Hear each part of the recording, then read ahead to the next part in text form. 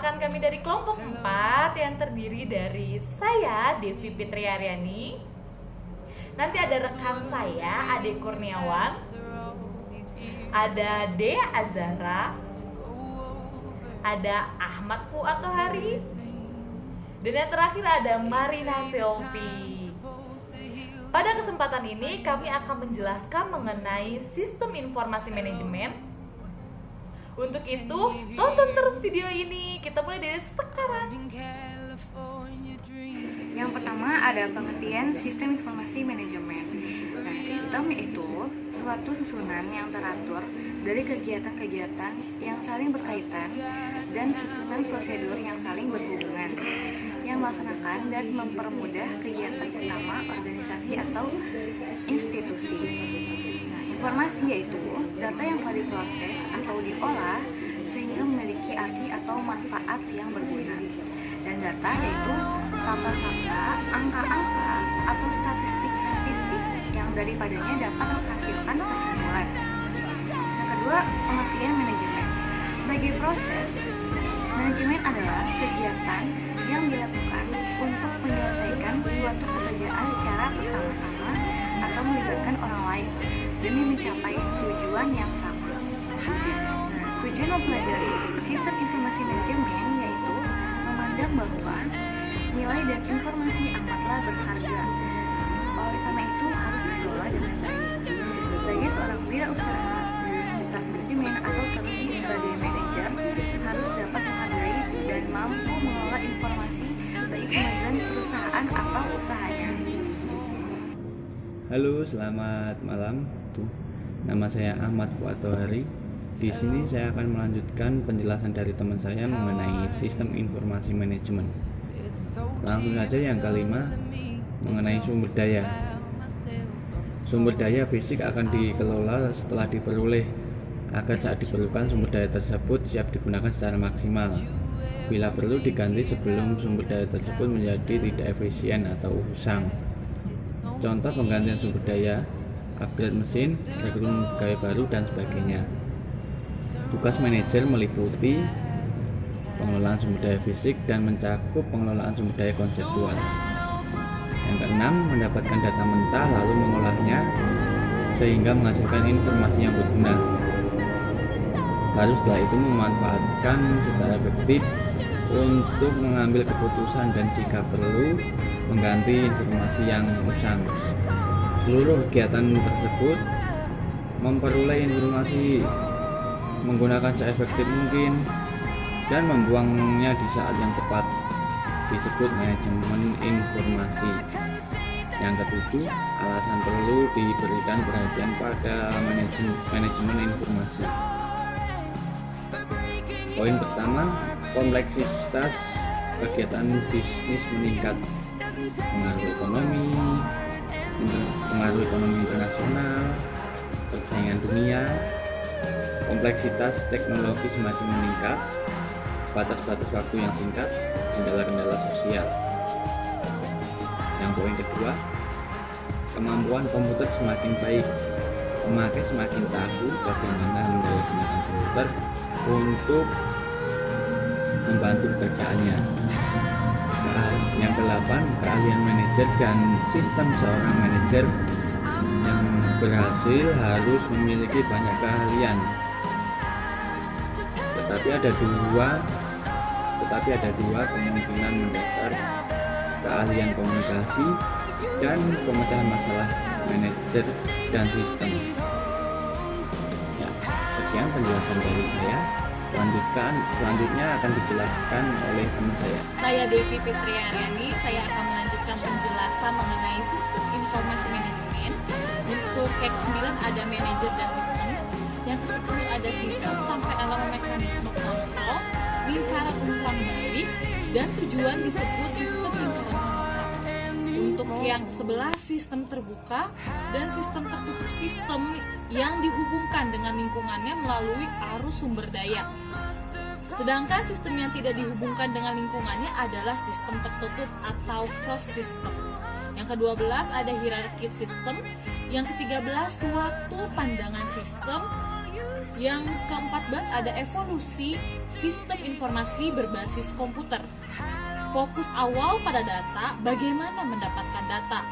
Fokus pada informasi, bagaimana mengolah data. Fokus revisi pada pendukung keputusan. Dan yang terakhir, fokus kini pada komunikasi atau otomatisasi kantor. Yang ke-15, model penggunaan SIBK dalam pemecahan masalah.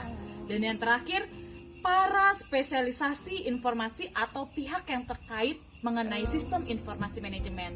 Mungkin itu yang dapat saya jelaskan. Hai, assalamualaikum. Saya Adi Kurniawan. Di sini saya akan menjelaskan mengenai materi pada video ini yang telah terlebih dahulu dijelaskan oleh rekan-rekan saya.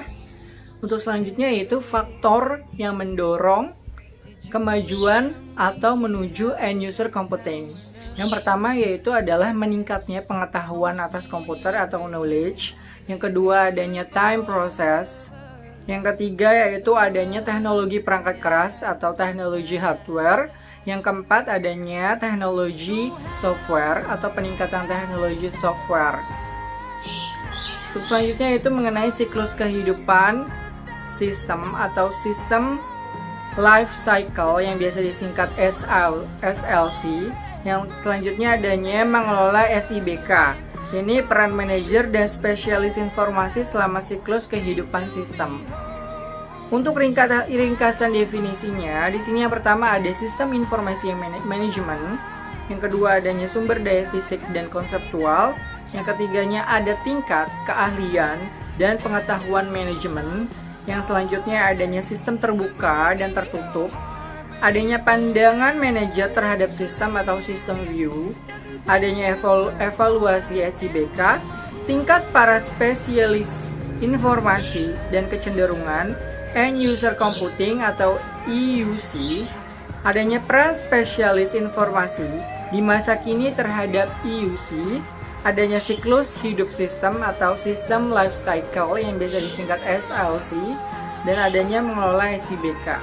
Mungkin sekian pemaparan materi dari saya. Untuk selanjutnya akan dijelaskan oleh rekan saya. Terima kasih. Wassalamualaikum warahmatullahi wabarakatuh. Assalamualaikum warahmatullahi wabarakatuh. Nama saya Dea Azara. Di sini saya akan menjelaskan etika dan isu sosial dalam sistem informasi. Etika mengacu pada prinsip-prinsip benar dan salah mengenai apa yang dilakukan seorang individu sebagai makhluk moral yang bebas yang digunakan dalam membimbing perilakunya.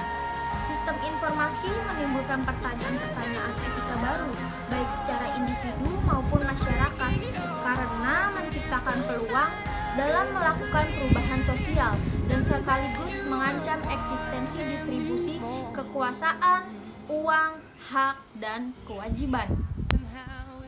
Kemudian di sini ada tren teknologi yang menimbulkan isu etika. Di sini ada 4 tren.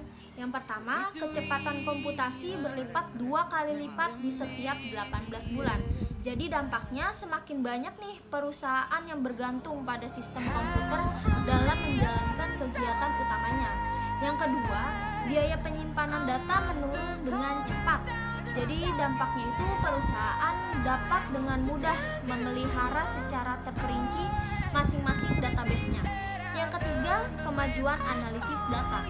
Di sini dampaknya perusahaan dapat menganalisis data dalam jumlah yang sangat besar tentang seseorang guna dikembangkan menjadi profil perilaku mereka secara terperinci. Dan yang terakhir ada tren dampak pertumbuhan perangkat telepon genggam. Jadi di sini dampaknya itu ponsel seseorang mungkin sedang disadap tanpa sepengetahuan pemiliknya. Selanjutnya prinsip-prinsip dalam etika. Di sini ada 5 prinsip. Yang pertama, perlakukan orang lain seperti apa yang ingin orang lain perlakukan kepadamu. Yang kedua, jika suatu tindakan tidak pantas bagi setiap orang, itu tandanya tidak pantas bagi seseorang. Yang ketiga, jika suatu tindakan tidak dapat dilakukan berulang-ulang, maka tidak dapat diterapkan secara menyeluruh. Yang keempat, ambil tindakan yang memberi nilai lebih tinggi. Dan yang terakhir, ambil tindakan yang memberikan kerugian paling sedikit atau biaya yang paling murah. Selanjutnya ada 5 dimensi moral dalam sistem informasi. Yang pertama ada hak dan kewajiban informasi. Yang kedua ada hak dan kewajiban terkait kepemilikan. Yang ketiga ada akuntabilitas dan pengendalian. Yang keempat ada kualitas sistem. Dan yang terakhir ada kualitas hidup. Oke, sampai di sini pembahasan tentang etika dan isu sosial dalam sistem informasi. Nah, itu dia penjelasan mengenai sistem informasi manajemen.